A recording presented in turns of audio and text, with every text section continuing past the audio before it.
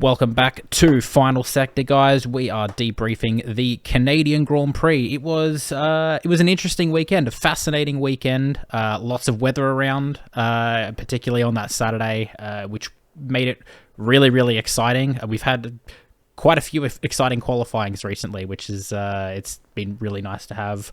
And another, I think, exciting race. I don't know what your thoughts are on it, your initial thoughts, but yeah. I was going to say, it's been like the last few we've had, and almost they're getting better by better, where even if we don't have a direct lead, fight at the front, kind of everything else going on has been really interesting. So again, a race where I really couldn't really sit still. There's always something to look at, and even the commentators said at one point, they were like, this is so good and we're not even halfway through the race, and I was like, it feels like I'm watching this for hours, and it was like halfway through I'm like, this is good. So I had a great time. It was great. Perfect. Well, before we get into that, I just want to remind people that if you're watching on YouTube and you do prefer to listen on things like Spotify and Apple Podcasts, we are on there, and probably other places as well that I've forgotten that we've who knows where we are. Let us know, but we won't see the comments if you're commenting on those other places, but maybe leave it at our YouTube or something. Just come to that. But you can listen on that. I know I've got a few people that do that, and they like doing that, and they say it's good. So yeah, do that if you want. The other thing I wanted to mention, it's a little bit early for this, but I'm going to start doing it now. Mid-season break, we're going to be doing a podcast. We want to sort of cover a lot of general topics rather than like race by race things. So if you have any general F1 questions or general things you want us to talk about, leave them in the comments wherever you're listening or watching, and we'll get to that after which Grand Prix is it after? Belgium? Because I think it's after Sparks. That's normally the first one back, but now they're saying, remember, that happens before the break. Yes. So I'm almost certain it's going to be Belgium. Perfect. Yeah, so you got a bit of time. I think that's a few races away. So yeah, leave your comments, and we'll see if we can fit it into that episode. But let's talk about Canada. Let's get the obvious one out of the way. The point I've got here is that Max cruises, Perez falters.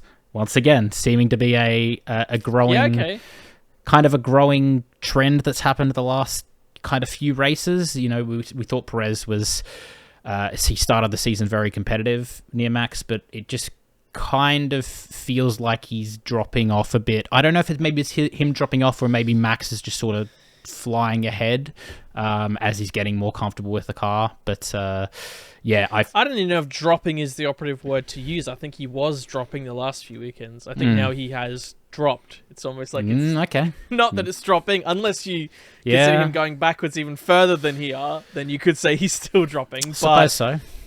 I know some people are still going, look, he just needs to get that spark back or whatever. Even myself, being a fan of his, it's still just like it's just. And okay. I did predict it for last this. Year's. I did predict it for this race for him to get that spark back, and he kind of didn't. He just did. Yes, he did a very. Yes, you did. He did a very similar thing to what he did last race, where he didn't make it out of Q2 rather. Couldn't fight his way back through the field, even though what he was on, I would arguably say the better strategy. I think initially he was on the one stopper, and I think until he got that 3-second pit stop for the fastest lap, everyone I saw that did a one stop had made gains. You had the Ferraris and you had Bottas, who all three of them made gains by doing a one stop, and then Perez obviously did as well. But he couldn't fight through the field. He didn't have the pace of Max again. And I feel like it's just kind of a growing theme that I feel like if he doesn't do something very soon, it's just going to keep happening. So, but yeah, obviously Max cruising to another victory. Was there ever any doubt? Well, it's interesting you say cruising. I think one element I was going to note, which has often come up in the past, which is when there's a weekend that's straightforward or the car is quite easy to set up and to get in with it, that seems to be when Checo is most comfortable. In this weekend, notably, the car was still fine, but I wouldn't necessarily say it was in the best shape it was. It was interesting listening to some analysis from the race, and they were saying that this race was different in that majority of races so far has been about, you get the tyres up to heat quite quickly, and then you're trying to manage that heat as you go. This is brake temperature related. Yeah, well, here almost everyone was struggling to get the tires up to temperature, so they really had to push things to the limit to keep the grip up. And that's so we saw a few things like brake issues and that pop up because you really had to stamp on the brakes hard and be hard on the car. And Red Bull, they said, was struggling a little with that. Now, I don't want to say that as in saying, oh, the only reason that Red Bull maybe weren't as cruisy ahead of everyone else was because of these issues, because even as you know from Alonso, he was having to lift and coast and manage all sorts and still keeping pretty good pace, right? So I'm not saying... And Max did have a bird in his brake duct. He did. They did apparently say that didn't matter, but he did have a... Yes, he did hit a bird. That wasn't just a guess from him. He did unfortunately hit a bird. Yes, I saw the graphic photo. Yes, I avoided it. I saw a post that just talk about it, and I avoided it. But I was more saying in these weekends where the car does seem a little on edge, it's not straightforward, which is when Max just gets on with it and finds out how to do what he needs to do. Checo doesn't have that. That's when he gets stuck in the traffic. That's when he, even when, as you say, he's dealt the right cards in the strategy, especially if his thing is being able to manage tires well. You would consider that if this one stop is an option, he would probably be the best out of anyone on the grid on it, right? So there's no excuse there for him to not clean through. But as we see in a car that might be a bit more difficult to drive, in a Red Bull that's never been Checo's favorite, then he just doesn't get there, you know. And even afterwards, everyone's like, well, he did okay considering it A, B, and C. But then you go, yeah. But again, another race that if Max started from there, he would have won by a mile, 100%. It's the same 3 weekends in a row. Yep. So I kind of just, you know, not giving up hope, but it's just like any, you know, any danger. Years, it was like it was better than this. This is just like, Jesus Christ, like, okay, this is really, you know, going nowhere. So at least we have others, like as you say, Alonso and Hamilton and that, which were, you know, keeping him on his toes, and he very easily could have made an error. A lot of drivers out there making errors, jumping over curbs, good drivers as well, right? And Max managed to keep it together, but it wasn't necessarily a Sunday drive, I'd say, as it has been traditionally. Yeah, well, I think you alluded to that. Max obviously going over that curb and nearly bending into the same wall that Russell went into himself late in the race, and that's probably a very slight, very, very slight lapse in concentration, and that's all it takes sometimes, and he was lucky to catch it, whereas obviously Russell didn't. I guess Russell didn't, and and I mean even... There were other drivers hitting all sorts of walls. We even saw Alonso very early on had quite a whack as well, showing how much he was pushing too. So as you say, it was difficult out there. Some people, I guess, you know, that could be another thing Checo did. They were just reining it back a little. You might get a bit of vibe from the Ferraris as well. Maybe they're reining it back a little off the edge to be safer. But ultimately, that's why we had the three guys out in front, which all seemed to be the most on the edge in different machinery, with everyone else, you know, in that top kind of fight, maybe not pushing to that limit. So. It was interesting. Yeah, that point of view was I don't know, a good weekend if you're a proper driver to actually, you know, show your skills, and if you know, push it over the edge a bit, as you said, Al Russell, very easy just to throw it all the way. So yeah, I know they were talking about on commentary about how like it didn't seem like it, but they were talking about how like it looked like Russell was fighting to keep on the back of the trio that was streaming ahead. And I'm just like, I don't know. I feel like he just has I feel like he's just sort of, he got the pace, you know, he's just fast enough. And then he bends it into the wall, and it's like, okay, maybe he was showing how hard he was pushing. Maybe was pushing a bit hard. So, I mean, even on that, like the fact that he managed to limp it back and then get back out and continue for as long as he did, and make his way considerably up the field before he had his issues that unfortunately retired him from the race. He had serious pace, at least in that part of it. Yeah, the bit between his teeth for sure. Yeah, whether or not that, you know, because he was pushing so hard, is what maybe made his failures a bit worse as well. It's hard to say. Well, at that point, it's saying he's trying to get back to get a point, right? In a season where retirements haven't been that common, so he's kind of just like gotta do or die. So he did well to his credit as much as he could. But we haven't even touched on, of course. You know, I mean, there's parts of these elements we may save for our, you know, favorite segment if we want to. But of course, although Max did start from the front and kind of lead from the front in a vacuum, we had, as you say, a crazy weather leading up and especially into quali, which was another real mind bender for all drivers, and really a chance for some to stretch their legs and show their prowess, but also for a few to, stuff it up both team and driver-wise, and managing, traffic here has always been tricky, considering that last chicane, the straight up to it, cars approach very quickly, and if you're prepping for a lap, you're very slow through there, but it's a very fast kind of final chicane area. It's weird in a way where, you think of places like... I'm not going to think of a good example now. Even like Australia, where kind of out of the second last corner, you're not really going to be backing up in that last corner because you really should be at full speed there. Yeah. This is kind of a corner where when you're attacking it, you want to be at full speed, but you can kind of like launch it off the first curve and still get enough speed to make it worth it.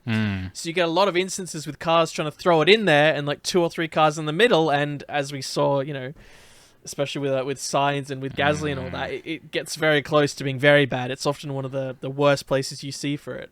So not only did you have to, try and your team had to put you in a good space to try and avoid a scenario like that, but you had to put the lap together. You had to have your wits about you. You had to put the right tyre on at the right time as well. Yes, that was another thing. Yes, which caused a lot of people to be higher than they might have been, or lower, or even if you're out there on we should give credits to Albon here, right? They put him out early, and they put him out there, and he was the only driver in Q2 that went out on the dry tire. He was the only driver that went out on the soft. Everyone else went out on the intermediate, and I was looking at that thinking, that's a risky move, and it turns out he did one lap, and he was he was 3.5 seconds behind like everyone's delta on that first lap. I'm just like, oh, this is the wrong move, and then the next lap he goes fast. It's just like, oh, okay. Yeah. He's found the crossover window absolutely They realized perfectly. he needed that few laps of heat. And then there was that weird window where people were trying to get it on when the rain was just starting. And it's like, oh, maybe you can get a lap in,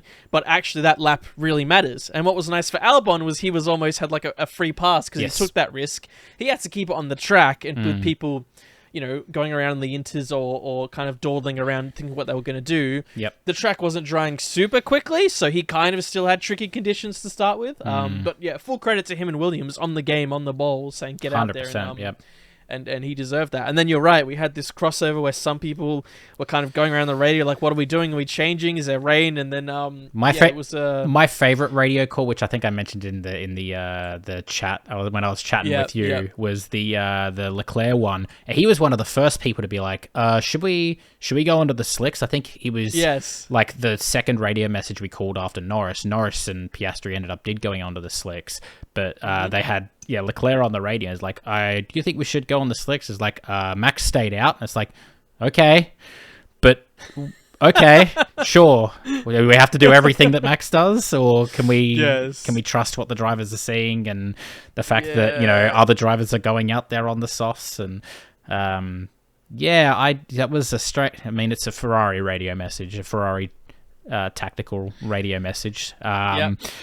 But, I mean, other drivers didn't get, we had Perez, obviously he, one of the reasons why he didn't do so well in the race is because he started back, didn't do a fast lap on the slicks when he was out there, and by the time he went back out there, it was raining too heavy, had to go on the inters, because the slicks were just not going to do anything anymore. And the big thing was they did have a kind of banker-ish lap on early on, which still could have been enough to get through, but he botched that entirely, so it was just like, well, then he was kind of just on his back foot, and then he just couldn't get it together, which again, you would say, yes, he was on a back foot in an unfavorable position, but if Max was on that same thing, he probably would have just made it anyway, because that car should be able to make it, right? So, it makes it harder, but that's when you're supposed to, shine as a driver and go, bollocks, I'm going to get it done anyway. So it's, I think all the drivers that you see, that kind of made it through, particularly in that Q2, were the ones that went onto the slicks early. If you weren't on the slicks, I think I made a note that, even though Albon wasn't quick on that first lap, I did see, I think it was Norris and Max both went into the pits and they came out on the softs, and that sort of started the chain reaction. And I think if you were any later than kind of that lap, maybe the lap after, because I know they drivers like Leclerc were told to stay out and do a lap on the inters they were on, just get a lap in. Turns out, no, you needed to come into the pit, because that if you didn't get a lap on the softs, you were not making it out of Q2. So Yes. it was fascinating, that qualifying, and then obviously you come to Q3, and because it's just rained, it's now just straight back to inters, and then eventually full wets.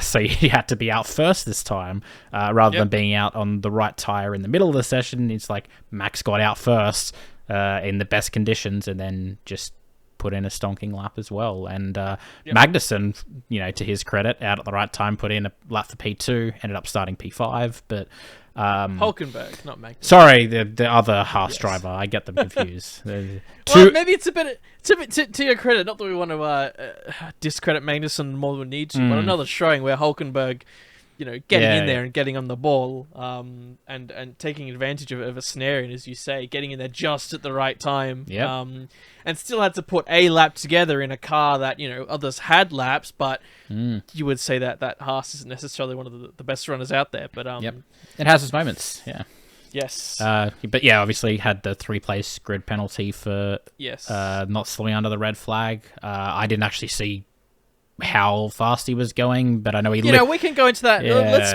pause. We can park that for a second. Okay. We got a little list. I'm sensing a jingle coming on soon. No, just something. The jingle, the general intro, chat jingle.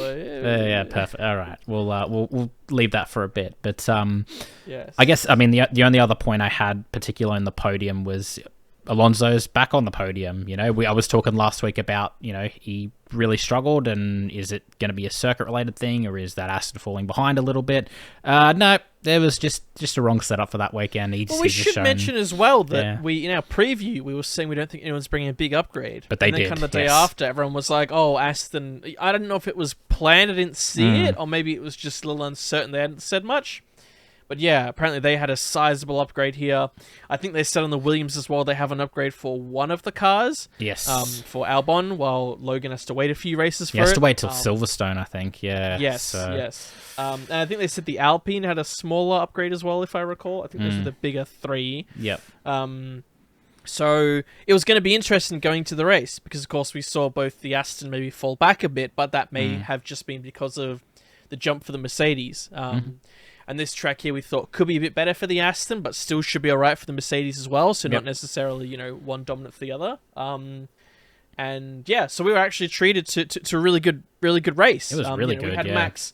Max was building a bit of a lead, but the guys behind, even though they were fighting, squabbling, kind of pulling gaps, and doing a little bit of corner cutting and brake management, all sorts here and there. Particularly, seeing. Watching Alonso and Hamilton fight, it was almost cool to still step back and look. Even 10 years ago here, where if you look for 2013, it was Alonso and Hamilton on the podium with Vettel, right, for Red Bull. It was kind of flashbacks to that era of them having a good fight. And we never, I don't think we got to see the true picture here. I mean, we did have kind of a safety car that bunched everything back, and the Red Bull had a bit of a lead, but I don't think it would be hard to argue that Fernando was held up a fair bit through that earlier stint. Because he was behind Hamilton for most of it. He was managing a few things. When he got in front of him for a little bit, he did pull a gap quite quickly. That gap then kind of stalled, but as we mentioned, Alonso over the radio seemed to be handling some lift and coast kind of thing, which will cut your speed quite a lot. And even then, he wasn't losing that much to Max. And sure, you could go, well, maybe Max was managing something, but then in other races where everyone's managing everything, he still pulls a bit ahead. So it's hard to say if Alonso just started behind him and kept behind him and he didn't have the issues all the way through. He could have been pretty close, but it's still nice to have that fight. I'm not saying like, oh, Mercedes, get out the way, let us have the fight for the win, right? It was nice to have that fight, and nice to, as you say, have George pushing, make a mistake. It was a shame to see, but as I say, it showed that they were really pushing out there. And as you say, Alonso tapped the wall on lap 3 or 4 or something. And I don't know how he didn't get damage there. I know, it was such a hefty hit. Those cars this year have been made of something else. It's weird. That's why there's all this weight. You have like big hits like that do nothing, and then you have like half the the hit that someone survived, and then like, I just got broken suspension. It's just like, but why? It was the same hit, just softer. But it's funny. It's weird. Funny how it works. So I guess, I mean, you were talking about the Mercedes. I wanted to mention Mercedes because it feels like again, I know you say that, Alonso was managing quite a bit and Hamilton did get the jump on him, which probably held up Alonso a bit. I still think that Aston is faster than the Mercedes. But given where Mercedes were with this, before their change of car design, since then, they have been rapidly closing in on Aston, like rapidly. It's a not proper even half P2 distance battle of for the constructors. Season. Yeah, 100%. It's you couldn't call it right now. I'd say it's 50-50. It's very hard, especially to call, with Stroll not. Yes. That's going to decide it, isn't it? We were saying this could be Stroll's doomsday if a fight like this comes up, where Alonso can pull them ahead so much, but if Mercedes are right there or constantly getting, 3-4, 3-4 behind him, and Stroll's not there as well, that's very quickly going to add up. And the difference between P2 or P3, even for Aston in a vacuum for their previous years, you could go, well, that's a big win. But if they lose a almost guaranteed P2 because of Stroll's shortfall, that's going to look bad, right? I think we talk about how Stroll's basically got his seat confirmed for every year because his dad owns the team. Yeah. I think next year is going to be the first year that if he doesn't perform for the rest of this year, I think he could be out. Yeah. I think there is a very real chance of it this time around. I think as we said last week, he really needs to start performing very, very quickly, because if he doesn't, oh boy, some heads could roll. Big ramifications. Yes. Yeah, it's big. Yeah. Like I said, Russell was still very quick despite that crash. I think it was one of the things I really liked during that mid period of the race was watching him really fight back through the field as well. I think again just shows how quick that Mercedes can be. Mercedes have traditionally not been very good in traffic, and I think Russell showed that they can be quick through the traffic this time. So with this car, so I think that's really good for them fighting through the field, and I think he did it a lot better than Perez did. So I think Mercedes have got if they can get an even stronger car, they almost have a guaranteed P2. I think. If they can keep closing in on Aston to such a degree they are. So anything else on that, or have we to move on to another point? No, that's cool. That's fine. Beauty. I had this note, which is Ferrari make a good race strategy call? Yes. Question mark? Shock horror? Yes. I couldn't believe it. Credit is due. Yeah. Yep. Even at the time, if we thought, this is wrong. Yep. Hey, sometimes someone just gets a bright idea and it works out. And as I say, credit where credit is. I remember messaging you because I was basically live tweeting it to your message, and I was like, when everyone came in for the pit stops under the safety car, everyone went on to, all the medium runners at the front came in for the hards, and I saw the two Ferraris. Oh, they haven't pitted. Oh, this is a mistake. This is the Ferrari clown team again doing their clown things and their. Yep. It turned out not to be the case. It turned out to be absolutely the right call because the one stop just seemed to be faster, as I said earlier. Yes. And they got a good haul of points considering where they started, like P10, P11, I think it was, or P9, P10, something like that. P10, 11, yeah. 10, 11, yeah. So, and then they got P4, 5, right? Yes, that is 4-5, correct. Yep. I have a good memory. It's a few days ago now, so try to remember. But very good job. Yeah, and considering they didn't even get that advantage pitting under the safety car as well, like a lot of drivers, they got pitting under that safety car. They always talk about they save lots of time. They didn't even do that, and they still managed to gain that much. I think that one stop was very, very quick. But, I guess we won't know really how quick, seeing as pretty much every other driver did a two-stop, mainly reacting to drivers around them, which I guess is that's just the sport. The other thing was, even on their pace on those worn tyres, and it was notable that on their pace in free practice too, their long-run pace looked almost the best of the field. Everyone was saying it looks actually very, very strong if they can put it together. Which was weird. I guess maybe it's not weird.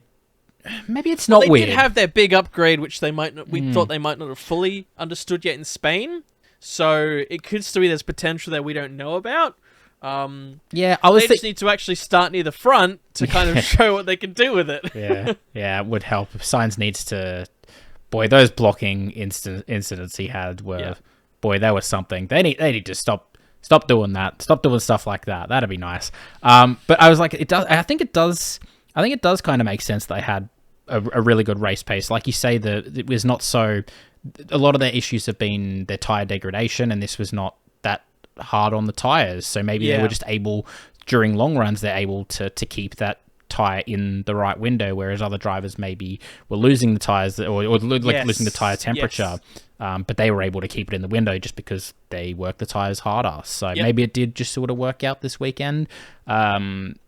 It could have been obviously a lot better if they'd started a bit higher, as you say, but coulda, woulda, shoulda. So it seems to be a Ferrari thing these days. Just the catchphrase of Ferrari, coulda, woulda, shoulda. Yes. Anyway. And then the very last point I had was just the general midfield scrap. I think there's kind of a few things you could talk about there. The Haas race pace still shite. They're still as expected. I don't know, man. They just don't seem to. It seemed okay, but especially Hulk's start wasn't that great, unfortunately. I mean, he did get demoted, and then his start wasn't great, so he got swallowed up. And then it just seemed, you had to find an edge in your strategy or something. They kind of went with the crowd, and then the crowd got ahead of them. I mean, one of them that did get ahead of him, we should say, continuing on for giving credit where credit is due. Yes, that was my second point. Yeah. Yes, is again same as last week. I kind of looked. I went, another Alfa Romeo got a point. I didn't even realize. Yep. So and this time for Bottas. So again, credit where credit's due. In a time where we've said, Zhao Guan Yu seems to be considerably quicker than him. I gotta stop talking, man. I just jinx everything at this point. No, I mean that's what everyone was saying. It's not just you, but credit where it's due. Yes, he did pick up a point there as well. And the others were kind of maybe where you expected them. So not much else going on there. And then Albon P7, that was pretty good. Oh, yes. Yeah. My chart I'm looking at has something listed wrong there. So as expected, Albon P7. I totally missed that. Yes. No, he put up he was he had an Albon train behind him for the last places, but he managed to fight it off. Really. He also did the one stop. Did he do a one stop? Yes, I believe he was the only one who did the one stop, and people thought he'd get swallowed up, and yet he used the strength of that Williams, the rocket ship off, and he managed to just pull ahead of even everyone with DRS behind him. Yep. And he managed to stay ahead of them. So it was very, very good racing. Yeah, it was very good. Yeah. The last point I had for the midfield scrap was the fact that McLaren, they had probably a little bit more fights. There was some actual battling, they were able to do some overtakes and fight with cars ahead of them. Ultimately, it still ended up in no points after the McLaren penalty. Is this also going to be part of the segment that we're going into? Or yes, we can discuss it a little. Cool. All right. Yeah, well, let's just move into that. I don't know, unless you want to talk about anything else in the midfield. No, I mean, I thought it was interesting. The De Vries Magnussen battle looked a bit kind of all over the place. How you doing? I mean, afterwards, Magnussen kind of said, look, it is what it is. I mean, it wasn't really for points anyway, but he didn't seem to be too hard done by it. He was almost just like, it's just hard racing. He was on the inside, they had some. It was surprising because you almost expected Magnussen to maybe come out and go, "Oh, that was a farce," but he seemed to go, "It's just a fight. We're just fighting it. It's whatever." Yeah, so I guess I feel like he could have been a bit more aggrieved than that. That's the thing. He could have been, but he just seemed to. Fair play. As I say, if it was for maybe P7, P8, well, then 100%. But fair. It wasn't. So maybe he and the stewards maybe turned another eye and didn't bother intervening. At a time where if it was for maybe P1, maybe there would have been, a 20-second drive-through. What are you doing? Yeah, maybe. Who knows? Yes. Did someone say roll the intro? Roll the intro.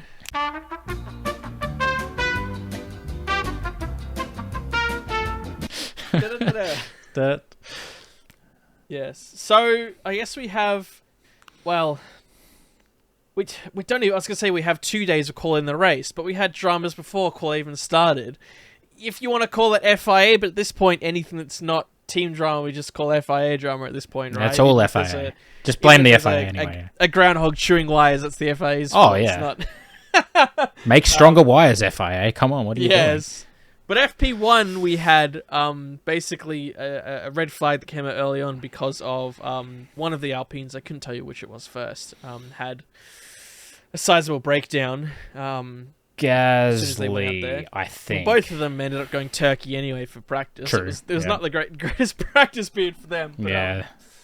yes, one of them slowed down. They understandably red flagged it. We went, okay. And then everything was cleaned up. And we went, what are we doing here? The Mercedes pulled out to sit in the pit lane. And then they were told, you need to head back in. They're like, oh, okay. Why? And then they said, we've got an issue with the local CCTV cameras. Something isn't working. We can't get our right footage for stewarding, for internal, for like the cameras used for security and everything, safety and all sorts of that jazz, right? Very stuff that you need. And they just said we can't really get it up. So we said, okay, we'll just wait around and sit and see what happens. And then after about half an hour of jabbering and yabbering, they're like, we gotta can it. Yep. So fortunately, they said, right, because we had to can it, let's add in, I think it was like half hour extra at the start of FP2. Which is both good because, I mean, it was nice because we got still a nice session sitting from home. But, of course, all the fans were there in kind of cold, dreary weather. So it was nice that they got kind of some more time with the cars as well. Sure. So yeah, I think ultimately it was a good enough decision. I think, yeah, I know there's all the discussion about, well, we have, you know, the TV cameras. Can't you just use those? I think it's tricky because I think, particularly for an FP1 session where I feel like you're probably not going to be throwing out a lot of penalties anyway, unless there's like some severe blind spots with the TV cameras, which I find it hard to believe. I think it's like also stuff that's like in circuit and all that. I don't know. So yeah, I don't know, but yeah.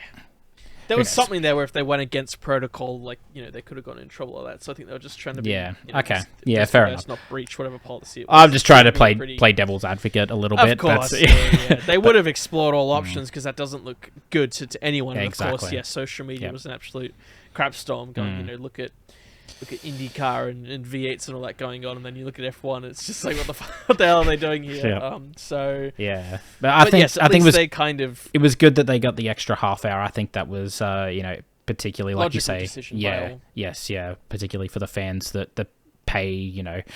I think, you know, you think about the tickets that we had to pay to go to the Australian Grand Prix, and it's like if we're expecting an FP1 session, we go there and we're just sitting there for an hour and no cars go, or cars go out for the first 3 minutes. There's a red flag, and then you're just sitting there for the next 57 minutes. You're just like, well, that was fun. I'm glad I spent like $100 on this ticket to watch nothing, 3 minutes of cars, and then a red flag. Watch nothing and get wet.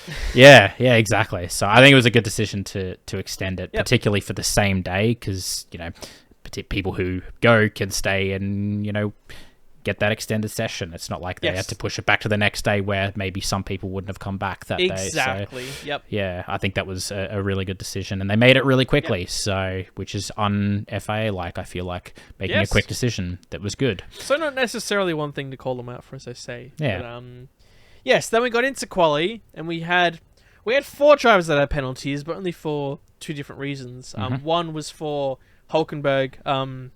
He got over the line for his lap just before the red flags came out. He, in a simple sense, the penalty he got was for speeding.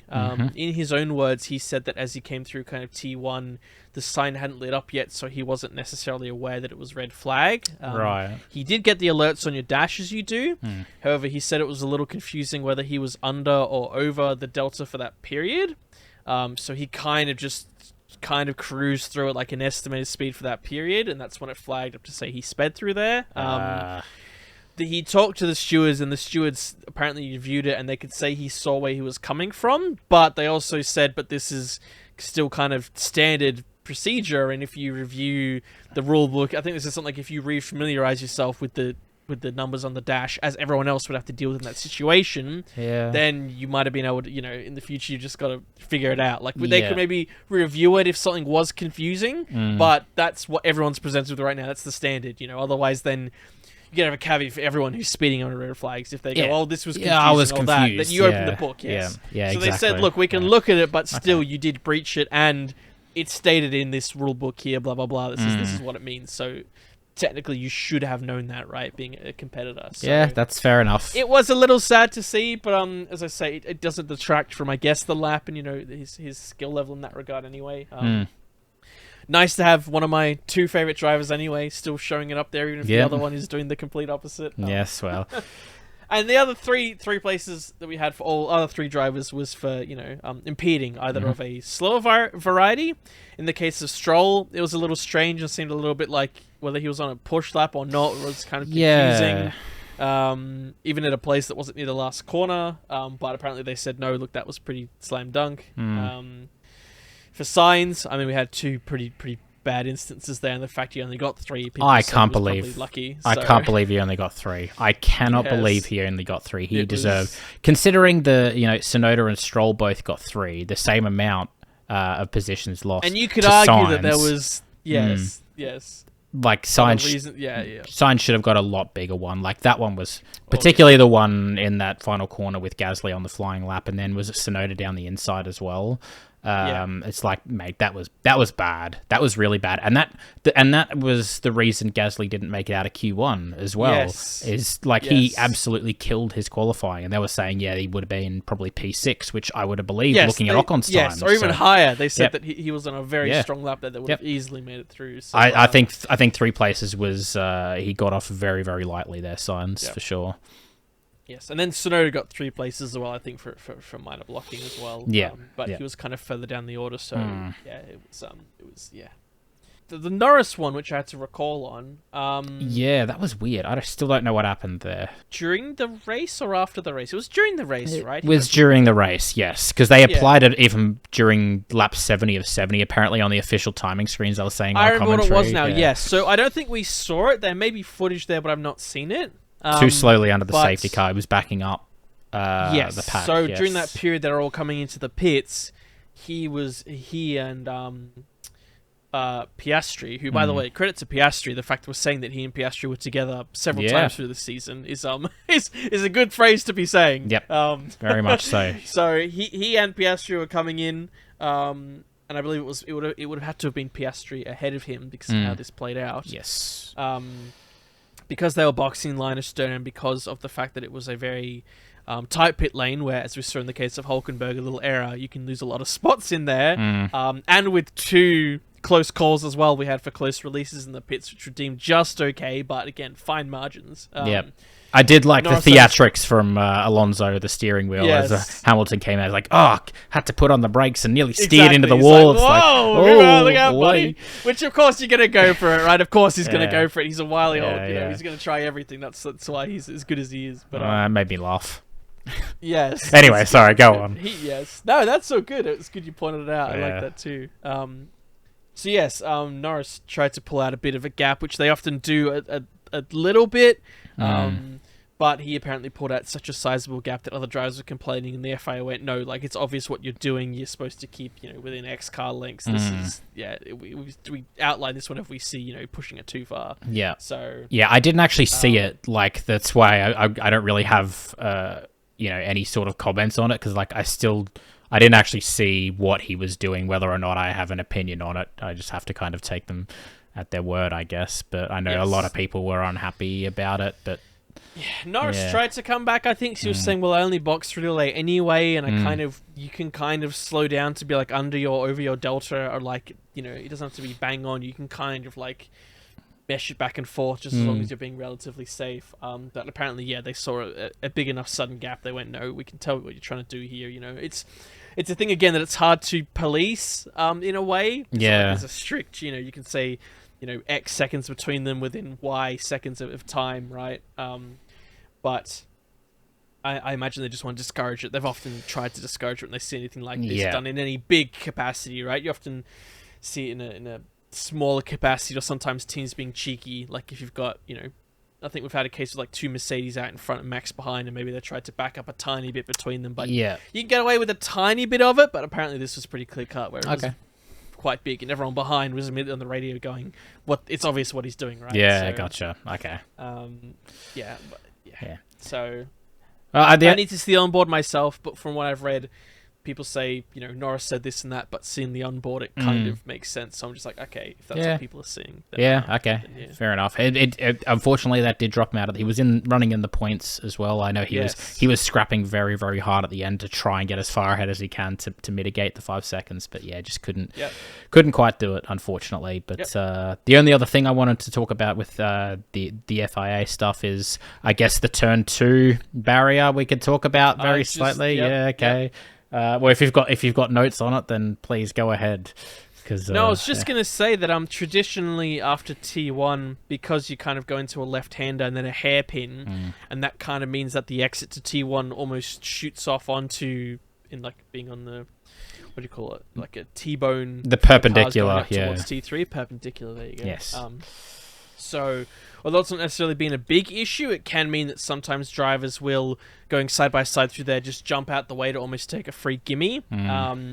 And theoretically, cars either coming, I guess, out of T2 and maybe spinning the rears and flying to the right, or cars firing off at turn 1 that might go down that area, could theoretically result in a big accident. So they basically made a wall that came down, past T1 on the right side, and then as kind of the road that you come up against, perpendicular against, comes up, the wall instead curved around and kind of came back down almost to where T2 kind of ends. And what that meant was, if you fire off from T1, you either had to do like a mini U-turn and still join back onto the track, drivers didn't want to drive over the grass. That's why they were doing or you had to go to the grass and then still join halfway through and almost run off the other side because it's such a tight angle and you've been bumping around and everything. And your tires are all dirty, so coming back onto the track and you're sort of sliding wide into the drivers coming out of T2 anyway, or coming out of the pits. And it was strange because in almost all the corners they'd set up, the bollards where if you run out, you have to go left and rejoin safely.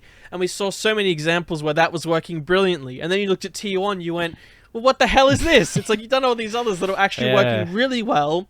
We saw so many times in the race even where someone went off and had to go around the bollard and they lost about a place or a few cars worth every time. And it's like, that's how it should be. If you're going to go off because you're conceding it, right, then you rejoin safely and there's a bit of a hurt for it, right? So you don't get off scot-free like in, turn 1 at Spain, which we talked about last time out, right?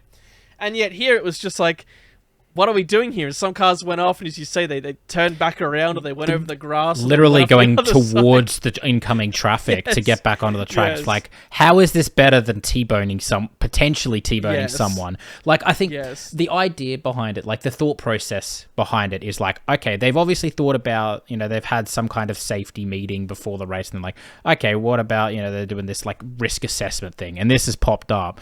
It's a pretty shit risk assessment if you think about it, because you're supposed to think about, okay, well, what is drivers going to do if you put a big barrier here? Like, yeah, great, this barrier is going to stop if someone goes on, particularly in the wet or something, they lock up the tires, can't stop the car, T-boning another car coming out of turn 2. That's awful, right? We don't want to see that. This stops that, but then you have to think about, okay, so what are drivers going to want to do now that this is here and you can't go through there? And you just think about it, like 2 seconds. In the heat of battle, when they're trying to minimize their loss, it's like, well, it's not even clear what the default is. Like, even if you have some intended path, but someone chooses a quicker option that's more dangerous.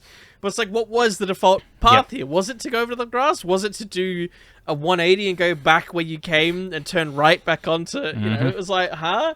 So they tried to compromise. They pulled the wall back immediately to where you almost had a car's width of tarmac, but even then you kind of were always going to take one wheel on it anyway. So it was almost just like a half-assed kind of... As I said, when they did all the other kind of corners and did it really well, this was just it was strange. It was like, what's the intention here? No one seemed to know. It's almost like you make a change like this, sure. So what's the intention then? Wow, you figure it out. You're drivers. It's like, what? Classic. So, it's been so long since we've had a go at the FIA. It's so nice to bask in the glory of the FIA shittery. This was not great. It was not great. But I mean, that's all the notes that I had. I don't know if there's anything else you want to talk about before we get too heated. No, we'll leave it there. Leave it there. Yeah, perfect. No, it's the season's really heating up. Max will win every single race from now on. But that P2 battle is getting very close. Alonso is very quickly closing in on Perez. I think it won't be long before he overtakes Perez. Whether or not Hamilton can come in and take Perez as well, I think those two teams and those two drivers at the moment, Hamilton's found his mojo again, it feels like. And it's going to be exciting to see, you know, a Max, Alonso, Hamilton battle. You know, these are three world champions all basically at the top of their game at the moment. And that's exciting going into the European part of the season as well, which we'll be back for that. It's in about a week, I guess, to do our preview for what's the next one? Austria. I think it's Austria, Yeah, that'll be the first one. So if you're watching on YouTube, like I said, remember to leave a comment if you want us to talk about anything during the mid-season, or if you just want to say hey, give us a thumbs up. If you're listening on Spotify, thanks, man. Give us a thumbs up. On Spotify, you can leave comments. Feel free to leave a comment onto this one as well. Let us know what you thought of the race, and any questions for the mid-season podcast as well. But until our Austria preview, thanks for listening, and take care, everyone. Bye-bye. Ciao.